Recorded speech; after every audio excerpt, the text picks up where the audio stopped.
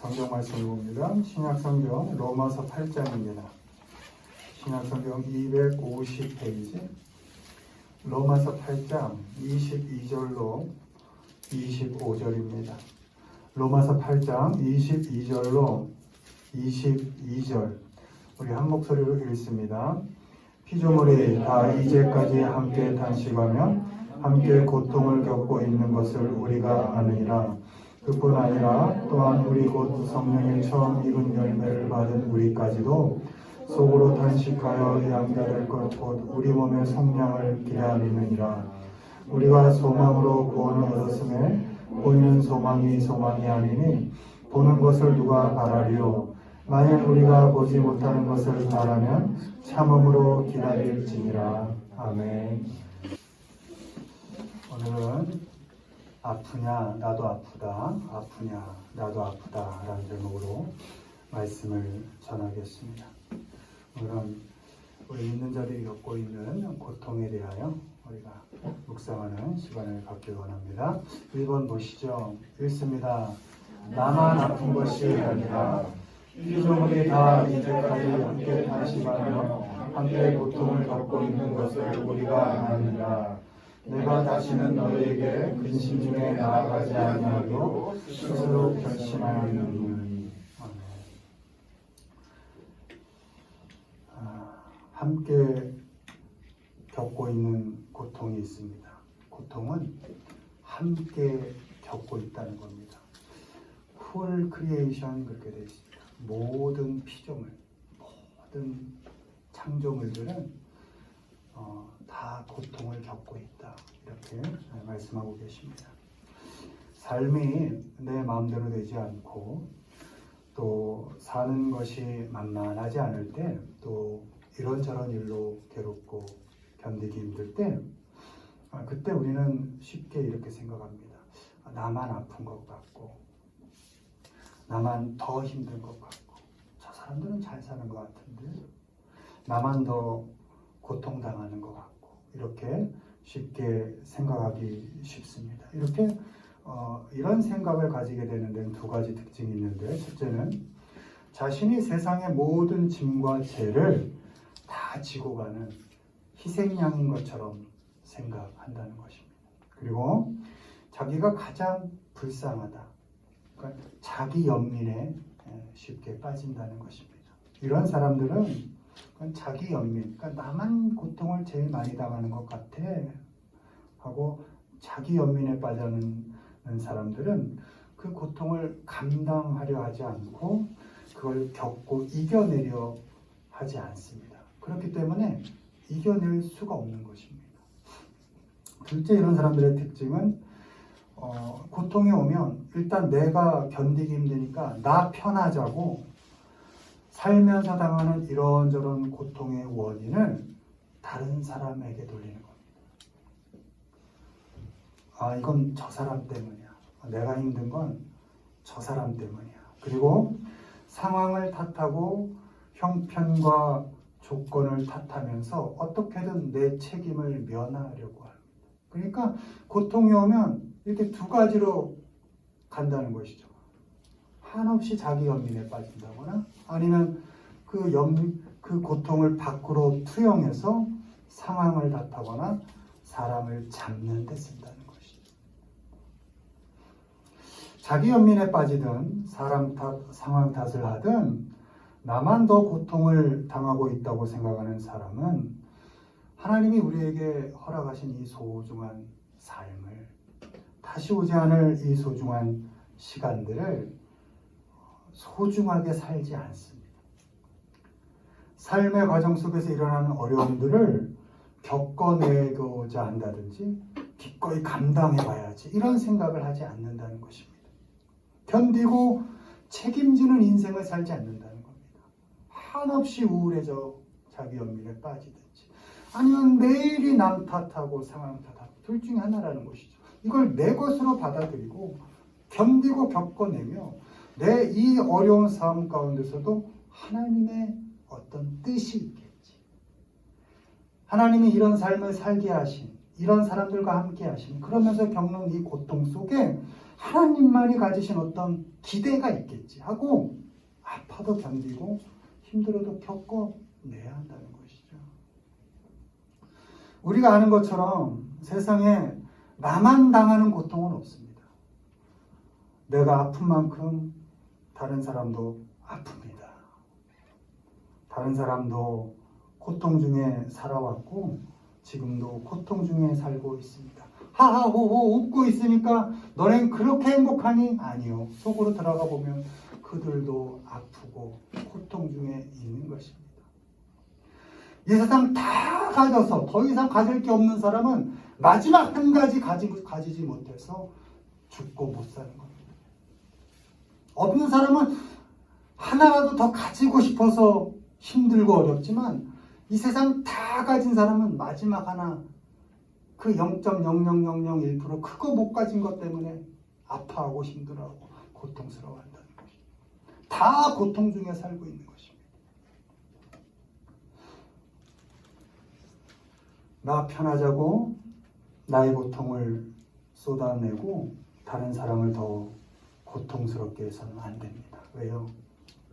나도 아프지만 저 사람도 아프거든요. 우리가 보는 것과 달라요. 저는 너무나 행복할 것 같고 다 가져서 불편할 게 없을 것 같고 그냥 매일매일이 기쁠 것 같지만 아니요. 들어가 보면 다 아픕니다. 그러니 나 편하자고 내 아픈 것, 내 고통을 다 쏟아서 다른 사람들을 더 고통스럽게 해서는 안 됩니다. 고린도후서 2장 1절이죠. 내가 다시는 너희에게 근심 중에 나아가지 아니하기로 스스로 결심하였노니. 사도 바울의 고백입니다. 사도 바울 자신이 세운 고린도 교회가 너무 많은 문제로 시끄럽다는 소식을 들었습니다. 바울은 그 소식을 들었을 때 너무나 고통스러웠습니다. 왜요? 자기가 개척한 교회거든요. 파벌 문제가 있죠. 난 누구파다. 우상 재물 문제가 있죠. 이거 먹어도 되냐 안 되냐. 은사 문제가 있죠. 난 이런 은사가 있다 저런 은사가 있다. 내게 더 크다. 교회 안에서 이런 어지러운 문제들이 발생했을 때 사도 바울은 당장 달려가서 너 왜 그렇게 했니? 너 그것밖에 안 되냐? 어떻게 그럴 수 있냐? 너 그럴 줄 알았다. 라고 가서 정지할 수 있었습니다.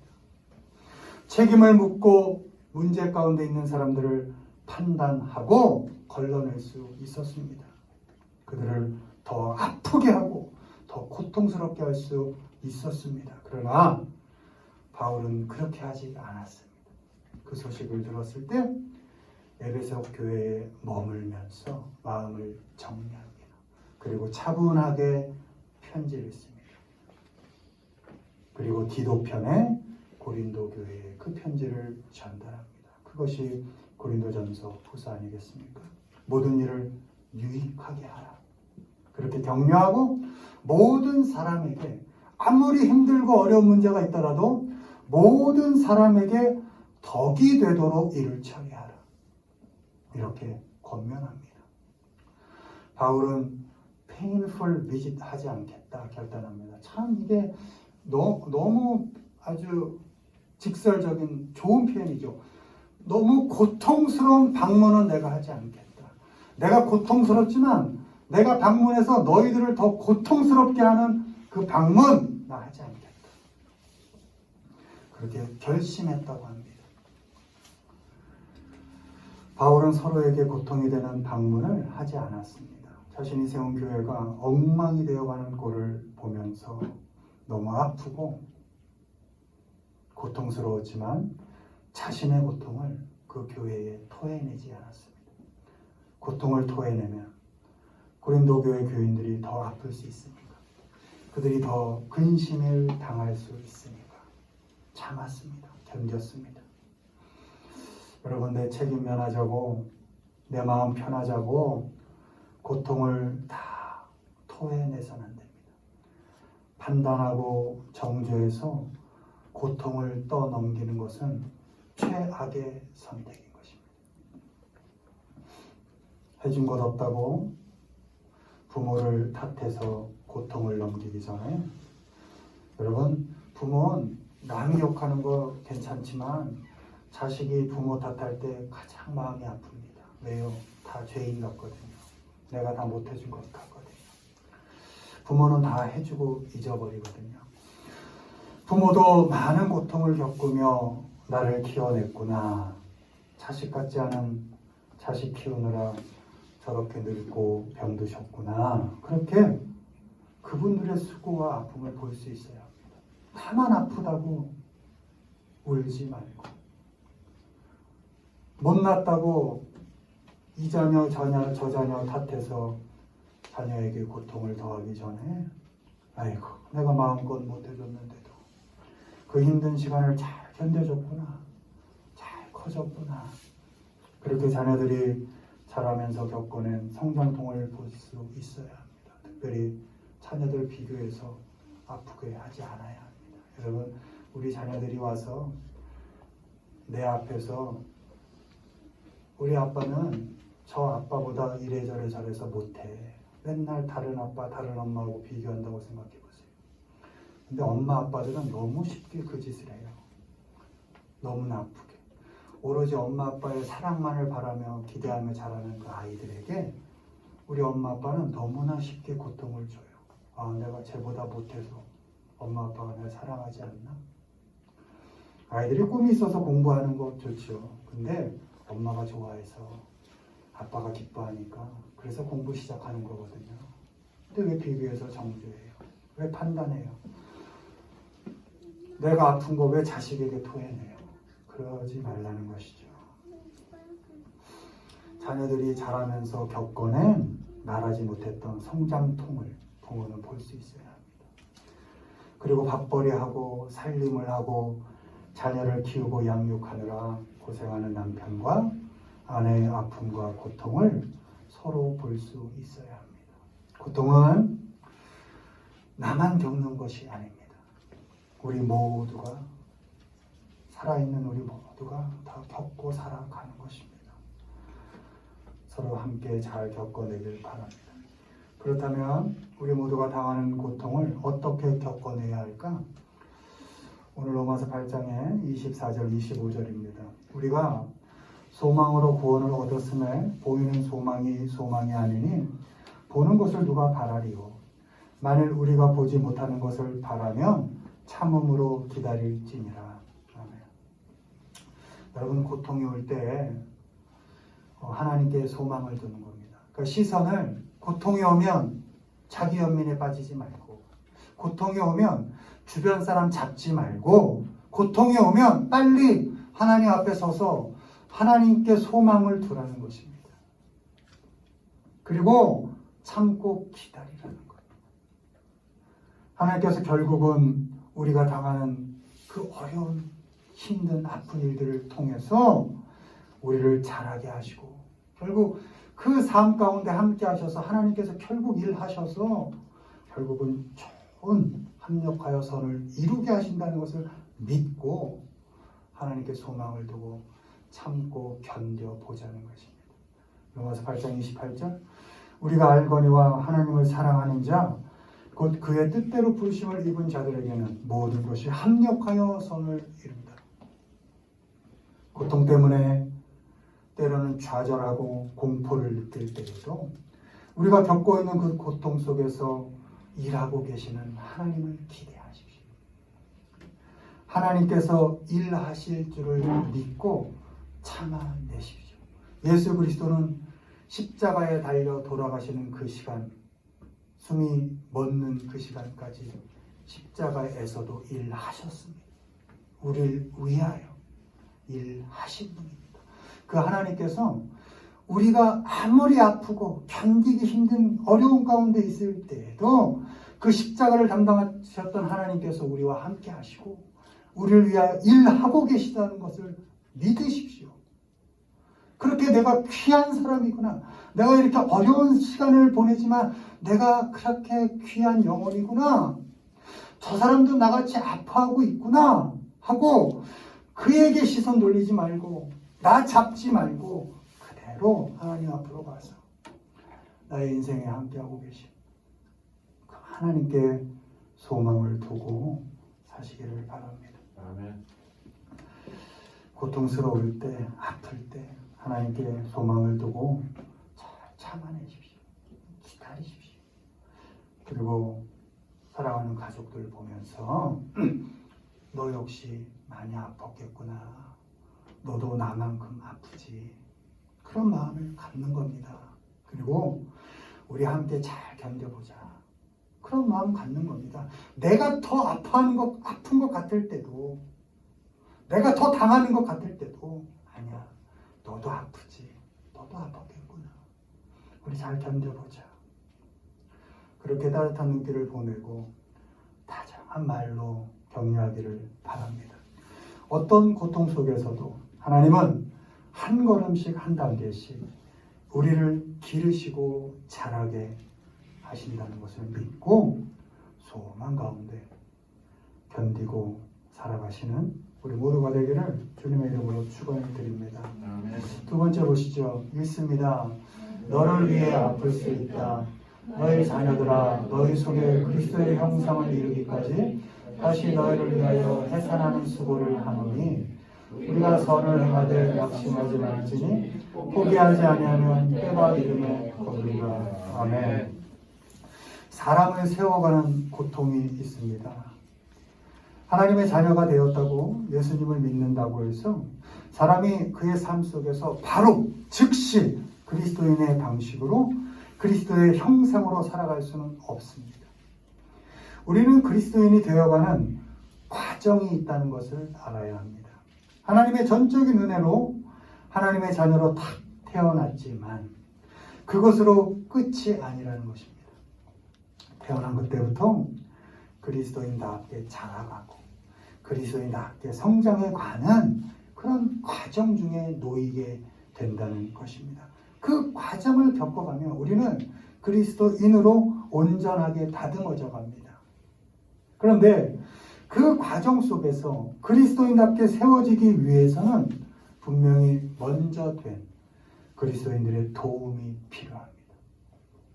문제는 도움을 받아야 하는 그 사람, 자라야 하는 그 그리스도인들이 처한 시간이 다 다르고 놓여진 상황과 조건이 다 다르기 때문에 그 사람과 형편에 맞게 그리스도인으로 세워가기가 너무 어렵다는 겁니다. 너무 고통스럽다는 것입니다. 내 생각대로 되지 않기 때문에. 언제 은혜로 용서해야 하는지, 언제 사랑으로 격려를 해줘야 되는 것인지, 아니면 언제 말씀으로 따끔하게 가르쳐서 경계시켜야 하는지, 아니면 언제는 기도하라고 해야 하는지, 기다리자고 해야 하는지, 언제 밥이나 한번 먹고 커피나 한잔 하자고 해야 하는지, 그때 그 사람이 놓인 형편마다 시간마다 다 다르기 때문에 그리스도인으로 세워가는 그 과정 속에 있다는 것은 너무나 괴롭고 힘들고 아픈 일이라는 것이죠. 하나같이 다른 자식들을 키우고 사람 되게 하는 일이 쉽지 않은 것처럼 하나님의 자녀도 다 다릅니다.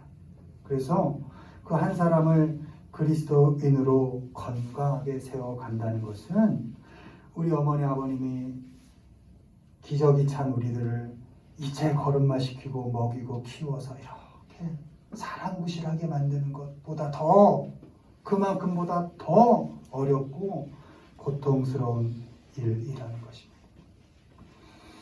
이 고통은 그 사람이 그리스도의 방식으로 살 때까지, 그의 삶 속에서 그리스도의 형상이 드러날 때까지 성숙한 그리스도인들이, 아니 조금은 먼저 가고 있는 그리스도인들이 계속 포기하지 않고 감당해야 하는 것입니다.